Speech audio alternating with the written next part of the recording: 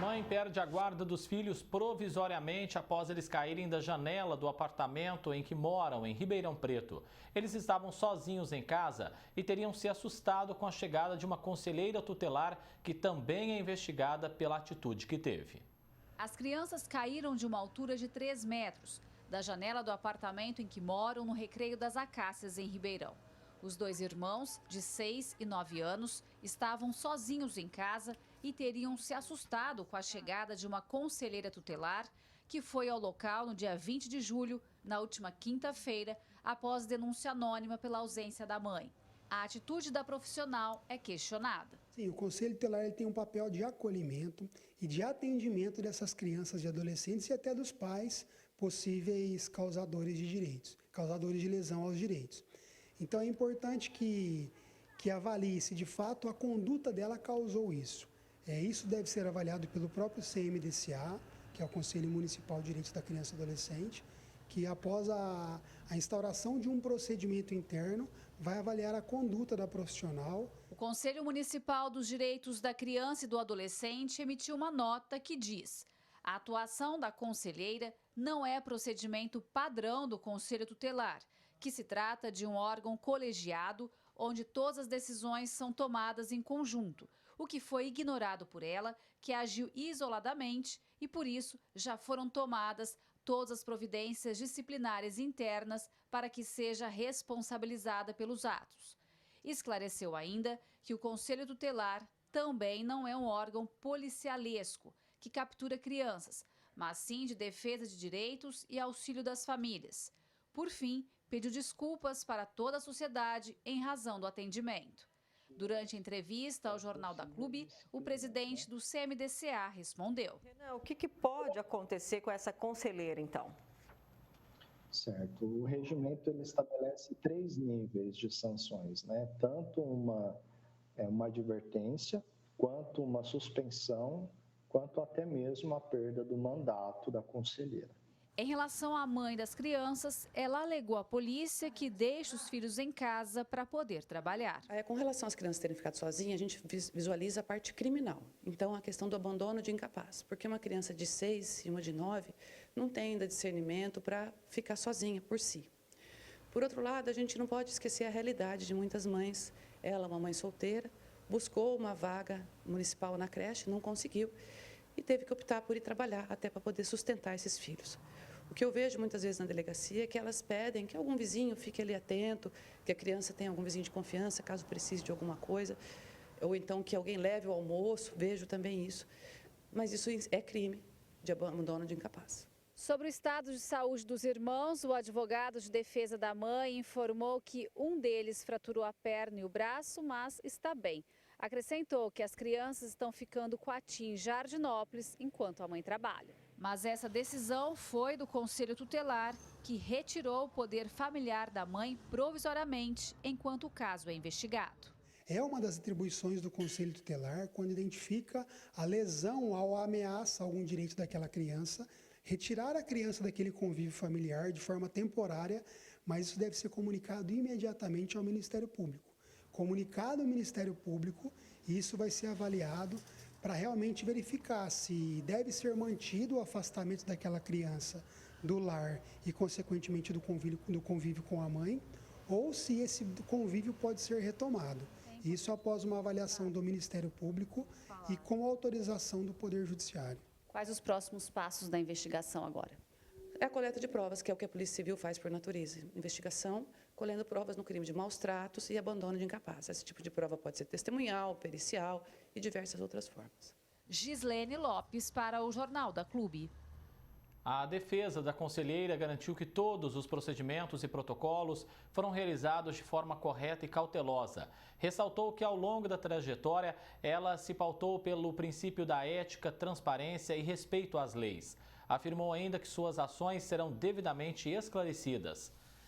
A Promotoria da Justiça, Infância e Juventude informou que o processo disciplinar contra a conselheira tutelar é de competência legal do Conselho Municipal da Criança e Adolescente e que, por hora, vai aguardar todo o trâmite até eventual questionamento da decisão via processo judicial. Para falar mais sobre esse assunto, conosco no nosso núcleo de jornalismo está a Anita Carvalho, psicopedagoga. Anita, qual que é a importância dos conselhos tutelares na sociedade, especialmente voltado às crianças, é claro? Uma ótima tarde a você. Boa tarde. Bem, os conselhos, eles têm uma importância muito grande, principalmente nos tempos de hoje, onde muitas vezes as crianças são meio que negligenciadas, né? Então, a importância dele é grande para que ele possa, porque o conselho tutelar, ele é aquele órgão que vai garantir com que os direitos das crianças e dos adolescentes sejam respeitados. Em quais situações o conselho tem que ser acionado? Sempre que houver alguma suspeita de maus tratos, de negligência, de algum abuso, tanto emocional como abuso físico, né? Veja, mesmo nas escolas, o conselho tutelar ele pode ser acionado quando a direção da escola, quando o professor nota algo que precisa ser verificado com mais atenção. Quando a criança também começa a faltar sem uma justificativa, o conselho pode ser acionado. E um conselheiro tutelar, ele pode entrar, invadir uma casa após uma denúncia? O conselheiro tem poder de polícia? Não, o conselheiro tutelar não tem este poder. Ele tem o poder de acompanhar, de estar atento, de seguir todo um protocolo, né? Os seus procedimentos. Então, ele faz um primeiro atendimento, depois ele faz os encaminhamentos, mas ele não tem o poder de polícia. Diante da gravidade do caso que envolveu então essas crianças, moradoras do Recreio das Acácias aqui em Ribeirão, é importante que haja de fato uma apuração. Sim, veja, é importante porque foi um episódio lamentável, claro, mas nós precisamos sim que tudo seja bem esclarecido. Né? Essa conduta não foi uma conduta correta, mas também nós precisamos saber tudo o que aconteceu de fato, né? Não podemos simplesmente já condenar esta conselheira. Bem, a delegada chega a falar do lado social, né? A mãe precisa trabalhar para manter o sustento da casa, os filhos fora da creche, às vezes não tem vaga em creche suficiente para atender a demanda. É um outro problema que precisa ser analisado de forma mais ampla, né? Sim, é aquilo que eu falei no início, né? O conselho ele está aí justamente para verificar essas situações, né? Hoje as mães, quando não são, mesmo que não sejam mães solteiras ou mães solo, né? Como dizem, elas também precisam sair para trabalhar e não tem aonde deixar seus filhos. Então este é um dos problemas sociais que nós precisamos olhar, verificar o que podemos fazer e realmente fazer. Criações de políticas públicas, né, aumento de vagas em creches, enfim, é algo que nós precisamos sim ter um olhar e realizar algo. Recentemente nós mostramos até aqui no jornal, Anita, a falta de estrutura dos conselhos tutelares de Ribeirão. Aí eu trago essa questão para você. Investimentos são necessários, um treinamento é também necessário, tudo isso melhora o serviço e acaba favorecendo lá na ponta, que é quem precisa do atendimento. Exatamente, não só uma estrutura física, porque a estrutura física também é muito importante, mas como a formação desses conselheiros tutelares, né? Porque é importante que se veja isso, entende? Nós vamos ter agora, se eu não me engano, para outubro, a eleição de novos conselheiros. E é importante que estas pessoas que vão assumir um papel tão importante nos dias de hoje, elas sejam devidamente formadas e capacitadas para esta profissão, para essa atuação. Bem, a gente sabe que um dos papéis dos vereadores é realmente fiscalizar, então é importante também que esses vereadores estejam aliados às políticas, né? Junto aos conselhos, conversando, vendo a demanda. É importante eles ouvirem também se esses conselheiros estão conseguindo exercer a função da maneira como deveriam, né? Sim, é importantíssimo isso, porque os nossos vereadores, eles são os nossos fiscais, ou deveriam ser.